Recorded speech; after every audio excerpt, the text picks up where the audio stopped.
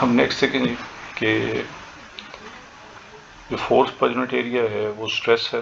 अगर F apply हो रही है एक बॉडी जिसका क्रॉस सेक्शन एरिया ए है तो फिर स्ट्रेस बराबर होगा एफ ओवर ए के। जो इसका सिस्टम इंटरनेशनल स्ट्रेस का न्यूटन पर मीटर स्क्वायर है और इसकी डायमेंशनल फार्मूला है M L raise to power -1 T raise to power -2।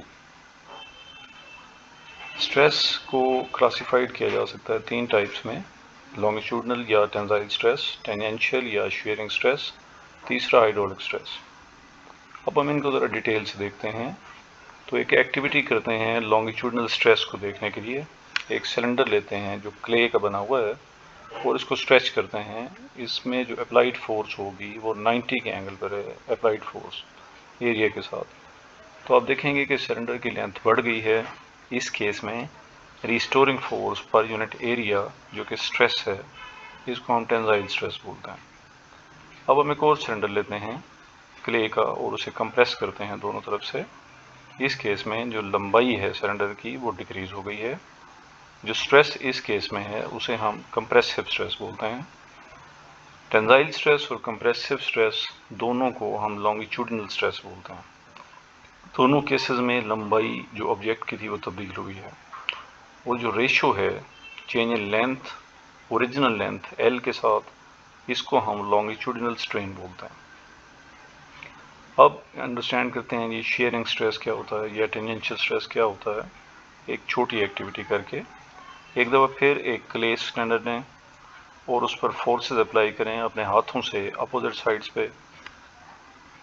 अब ये जो फोर्स है ये एरिया ऑफ क्रॉस सेक्शन के पैरेलल है, परपेंडिकुलर नहीं है।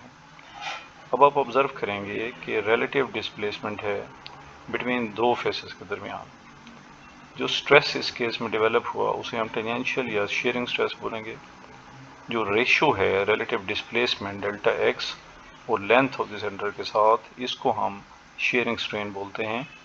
जो एक्सप्रेशन है शेयरिंग स्ट्रेन का, इसको हम लिख सकते हैं delta X over L is equal to tangent theta.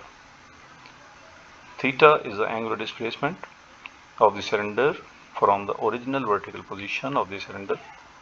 Generally जो इसकी वैल्यू है ये बहुत कम होती है, इसलिए tan थीटा को अप्रॉक्सीमेटली थीटा के बराबर लिया जाता है। अब हम हाइड्रोलिक स्ट्रेस के बारे में जानेंगे। एक एक्टिविटी करते हुए एक सॉलिड स्फीयर लेंगे, उसे फ्लूइड में डालेंगे। जो फ्लूइड का प्रेशर है हाई, तो बॉल कंप्रेस हो जाएगी यूनिफॉर्मली तमाम डायरेक्शंस में। जो उस पर फोर्स फ्लूइड अप्लाई कर रहा है वो परपेंडिकुलर डायरेक्शन में हर पॉइंट पे एक्ट कर रहा है। जो बॉल है वो अंडर हाइड्रोलिक कंप्रेशन होगी। इस कंप्रेशन को हम कहेंगे कि इसने वॉल्यूम चेंज कर दिया स्फेरिकल बॉल का, लेकिन ज्योमेट्रिकल चेंज में कोई तब्दीली नहीं होगी, वो ज्योमेट्रिकल शेप वही रहेगी। जो इंटरनल रिस्टोरिंग फोर्सेज हैं वो डेवलप हो जाती हैं स्फेरिकल बॉल में और वो इक्वल और अपोजिट होती हैं जो फोर्स अप्लाई होती है फ्लूइड पर। इस internal restoring force per unit area को हाइड्रोलिक स्ट्रेस बोलते हैं। जो इसका मैग्नीट्यूड है स्ट्रेस का वो बराबर है applied force per unit area के। द स्ट्रेन जो इस केस में प्रोड्यूस हुआ उसको वॉल्यूमेट्रिक स्ट्रेन बोलते हैं और ये एक्सप्रेस करते हैं change in volume divided by original volume, यानी रेशो हो गया इन दोनों के। स्ट्रेन का कोई यूनिट नहीं है, ना ही कोई डायमेंशन फार्मूला है, इसलिए कि ये एक ही क्वांटिटी की रेशो होती है। मैथमेटिकल रिलेशन स्ट्रेस और स्ट्रेन के बारे में इंग्लिश फिजिसिस्ट रॉबर्ट हुक ने दिया।